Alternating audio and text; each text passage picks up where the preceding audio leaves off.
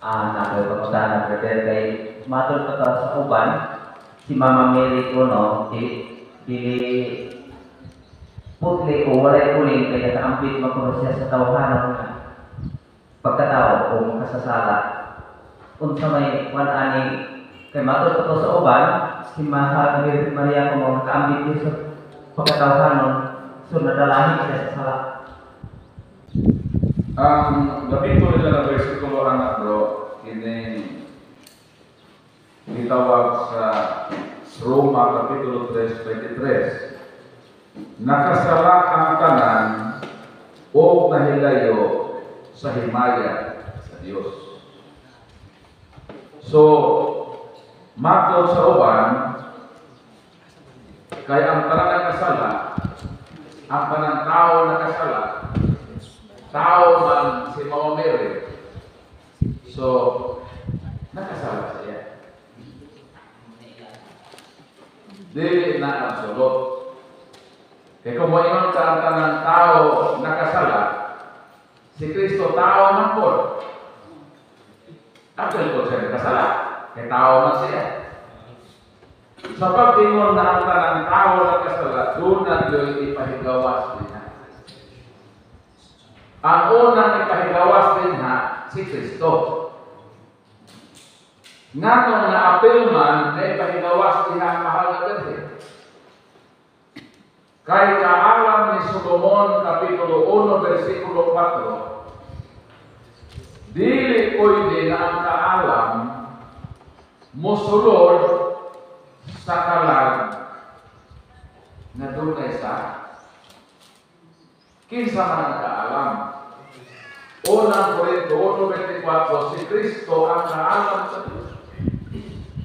Dili siya pwede musulod diha sa usa ka tawo nga dunay sa ang pangutana ngano nakasulod man si Kristo sa taguangkan sa mga Birhen doy kikabulan kung si Kristo si Mama Mary dunay sa gitawag logic of content and container. Kini siya maone si Mama Mary. Kini siya maone si Kristo. Si Mama Mary nahimo nga bisel, nahimo nga suganan ni Kristo sa dihang nahimo siya tao. Kini si Kristo pure. Karon moagi siya dinhi sa container nga mao mahal na Birhen.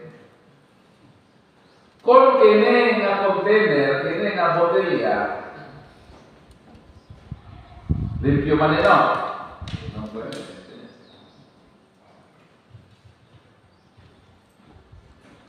Butangan ako ni o isa ka drop nga tubig gikan sa kanal. Nang mo isa ka to sa ay mo ba? Ako na butangan ni isa ka to tayo mo. Mo man sa pamilya di na kay sa akin.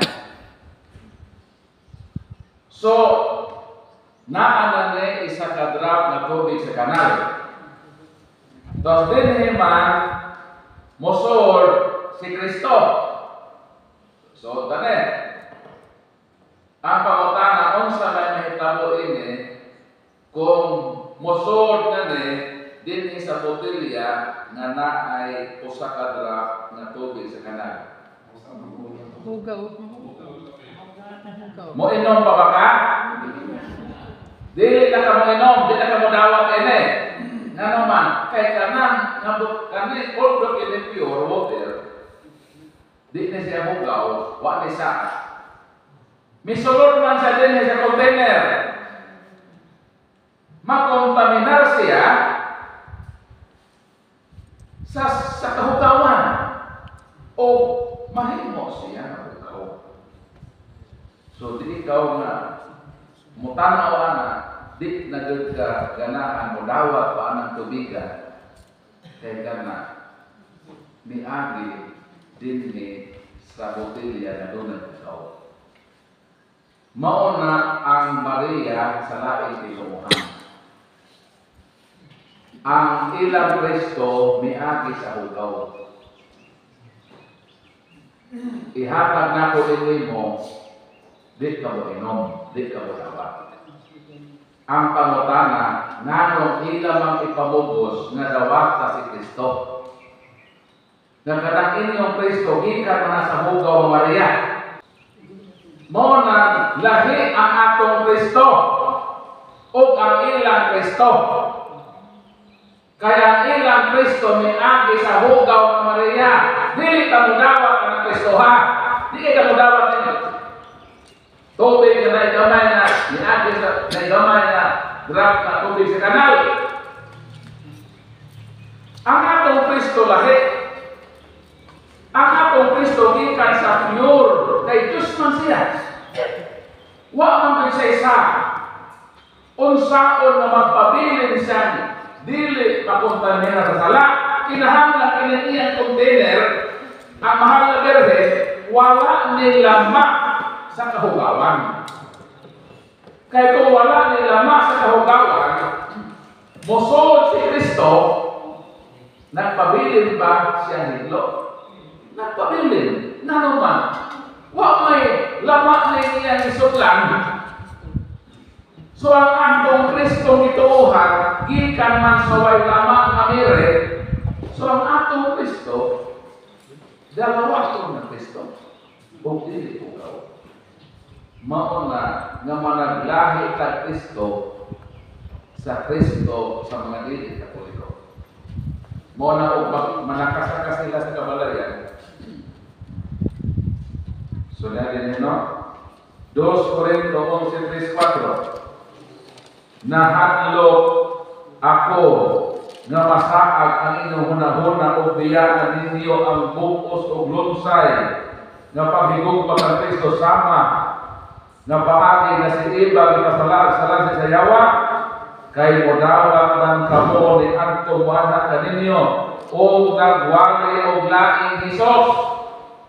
So na ay nagwali o laing Isos na dili mo among liwali o idawat ninyo ang usa ka Espiritu na dili mo Espiritu Santo o ang maayong balita na lahi sa dawat ninyo.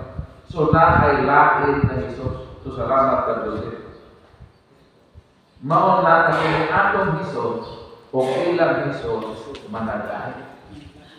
Ang atong Isos miagi sa hitlo ng Maria. So ang atong Isos pertingin loa. Ang ilang Isos miagi sa hugaw ng Maria. Busa ka ng ilang Isos nagkamulisin. Maon na ayaw ng dawat ang ilang Isos na ilang ikampanya. Nga receive Jesus as your personal Savior. Ayaw mo nagdawata. Ing na sila. Ing sa manang Isos. Nang imong giingon, miagi ba na sa hitlo ng Maria? Kung miagi na sa hugaw ng Maria, hindi mo dawat na. Nang inyong Isos, nagkamulisin na na, miagi na sa hugaw. Manawa sila picture, yan nagkamulisin man. Ang atong Isos, miagi sa hitlo ng Maria. Muna atong Isos, Hilo. Kung si Santa Maria makasasala pa dahil dito si Kristo mukuhag dugo aron ihugas sa akong mga sa kung saan paghugas sa akong sa nahugaw man ang hinugdan. Ha? So walay nahitabo na paghugas sa sala kung ang gikuhaan ang source sa dugo hugaw nagpabilin tang hugaw. Apan salamat sa Diyos nga ang Diyos na putre waysa ipaagi niya sa hinlo ng Maria kay hinlo man makahugas sa hugaw. Palakpakan sa Diyos.